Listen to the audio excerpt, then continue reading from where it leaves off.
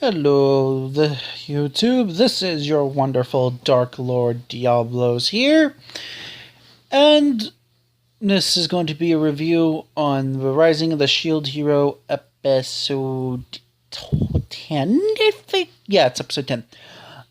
Oh my God, I'm only one day late. Well, for me, I'm on time because I don't watch it on Crunchyroll anymore. So, what do we know about this episode? Well, when we left off last episode, poor Melty was being mistrusted by Nafumi. And that's understandable considering the hell he went through from the beginning to the series caused by her father and older sister. Now, we'll get back to that in a sec, because he basically told her off, and poor Flo was like, "No, my friend, master, why can't I see her again? Why?" And Raphtalia calls it out. It's because she's part of the royal family, isn't she? And he says it. He just can't trust any of them. And that is understandable. And someone, which we'll get to here in a bit, knew this was going to happen. So, Flo is outside, and the knight that was chasing him around in the previous episode shows up with an entourage of people in this episode. When he finally gets a chance to speak to the Shield Hero, Nafumi, of course, is going to go all asshole mode on everyone. Okay, you want to earn my trust? 150 silver coins to buy this equipment to earn my trust. And Raphtalia thought he was being a little bit too harsh.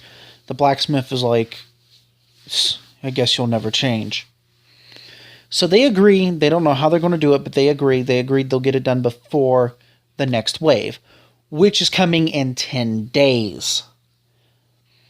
So he's fiddling around with his stats and everything and figured out he can do a class change. So the blacksmith told him the only way you can do a class change is to go to the Golden Compass at the church. Now, remember last episode, the church doesn't like him at all. At all. Don't know why just yet. We'll find out soon. But he goes there, and of course they're being dicks. They're saying 15 gold coins per person to get their class changed. So sadly, he said, "All right, Flo, you're not going to be able to this time." And she's like, "Oh, but don't worry, we'll get you next time." And the first one was going to be Raphtalia. Until one of the head nuns come in and says, "Oh no, we're not allowed to do any class changes for Shield Hero and his party. Ordered by His Majesty, the King." So the King's being more of a dick now. And I'm surprised we didn't see the Pope come in, because I'm guessing he's in the confession booth somewhere taking confession from little Tommy, if you know what I mean. So he's kind of screwed on that front. So in order for him to get a class change, he decides to go to an old friend of ours, the slave trader, little Howard Houdini on crack himself. Apparently, he's been doing good for himself ever since the past few episodes of Nafumi buying Raphtalia and taking the fake Go Gotcha and getting Blow. He's been really doing good for business. So he decides to give this piece of information to Nafumi for free. He cannot give any services for class changes because only Dragon Compasses can do hourglasses can do it. But he says that other countries do have these hourglasses. So they're thinking about going to a place which says Shield Hero Freedom or Shield Freedom to get a class change, because the demi-humans there are are kind to humans. So they decide they're going to go there. But the only problem is, by boat, it's going to take 2 weeks from there to get back and forth. By carriage, it's going to take a month. And this is where the 10 days come in. He can't do it just yet. He wants to be there for the wave. So after that, the slave trader gives him a job to go in the sewers and defeat these beasts. I mean, it's a funny moment, but because Flo gets new weapons which are attached to her feet, and she just can claw things now. Really, really nice. And I think Raphtalia gets a new sword. And as they're fighting it, water spills all over Nafumi, which makes a little cute, funny moment. Afterward, we see that Nafumi is still dealing with Raphtalia's curse that ended up being placed upon her because of his hate shield. Shield of Hatred! Yeah, I'm calling it that now. Bite me. And he's using the holy water, which of course purification hurts.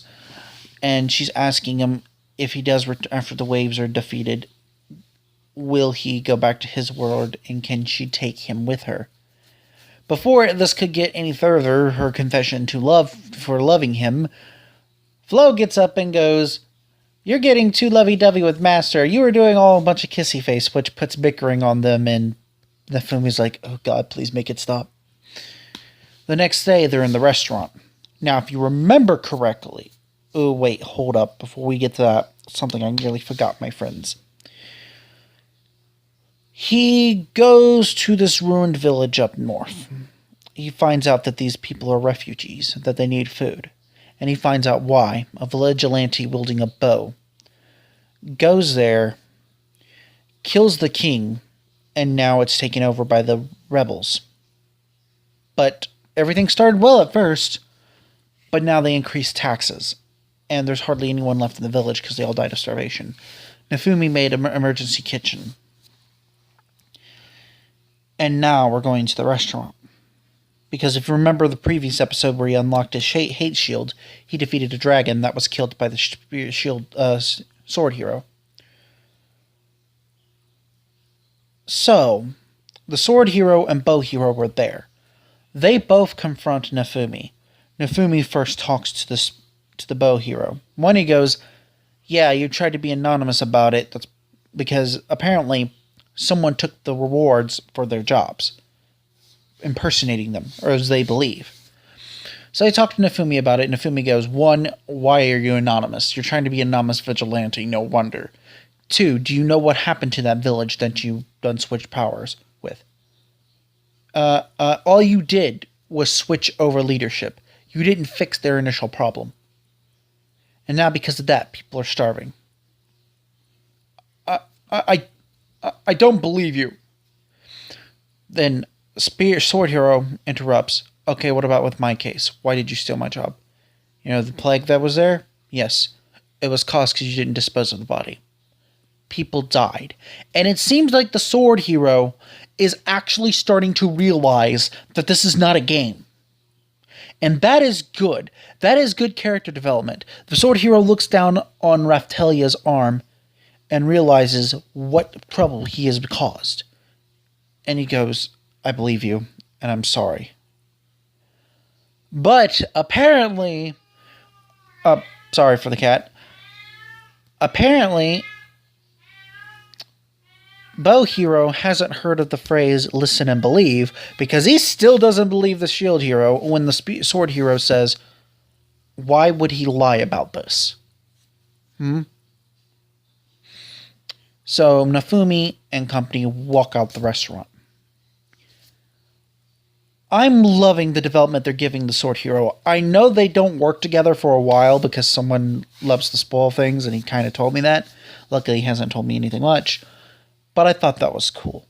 They get back to the blacksmith, and the entourage from earlier the episode comes back with the 150 silver coins. And Nafumi hands over the thing, and he goes, "Now take that money and buy you guys decent equipment. I can't have you dying out there." And he's like, "Wait, you'll let me join? You'll let us join us?" He kind of smiles and goes, "Yes. But the moment you try to double cross me or screw me over, they will be hell to pay."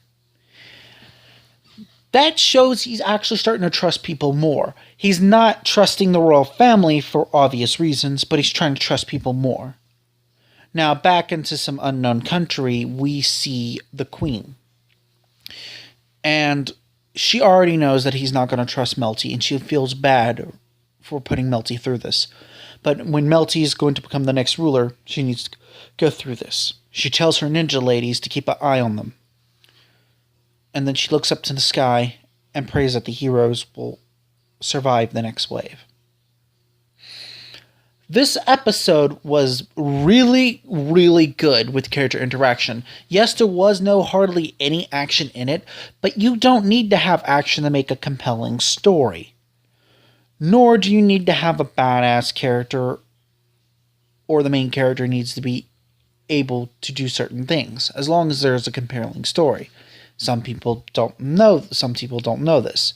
Now I know people's dropped it since the 7th episode, and that sucks, but that's okay. Each to his own. Now, I think that's it. Now, I've got to go watch my friend pretty much sacrifice himself into the Pokemon Coliseum, and it's going to be entertaining. Until then, ciao. I swear I'm missing something. Oh well.